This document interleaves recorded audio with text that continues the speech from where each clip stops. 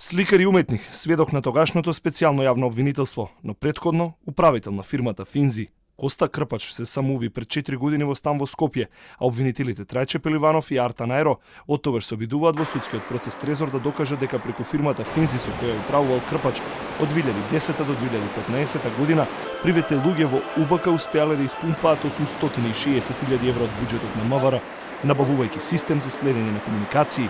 Иако нефункционален, за него со анекси кон Финзи биле исплатени и 285.000 евра за одржување, иако фирмата имала само еден вработен по занимање сликар.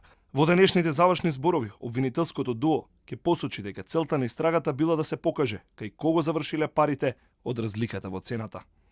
Сето ова укажува дека освен приливите на парични средства од странство, вложување на истите во систина кардиологија и отстапување на уделот на правното лице АЦ Инвестмент СА од Лугано, Швајцарија, ова правно лице не вршело други деловни активности во Република Македонија до крајот на 2010 година.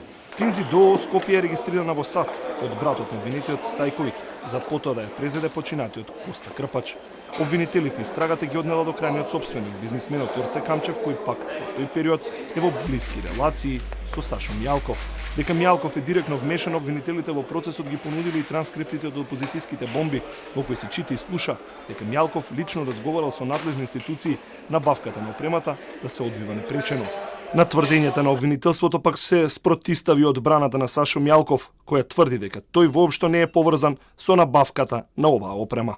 Можеше да се заклучи единствено дека ниту Сашо Мијалков, ниту преостанатите обвинети не оствариле средба, ниту пак договориле било каква набавка на опрема која што е предмет на обвинението. Криминалот според тезата на обвинителството започнал кога првите луѓе во УБК, а сега обвинети и пред пресуда Сашо Мијалков, неговиот тогашен шеф на кабинет Тони Екимовски и началникот на петата управа Горан Груевски, како и помошникот министер во МВР Небојша Стајковиќ, одлучили и наредиле да се отпочне процесот на набавка на ваков софтвер, но не директно, туку преку фирмата посредник Финзи ДОО Скопје.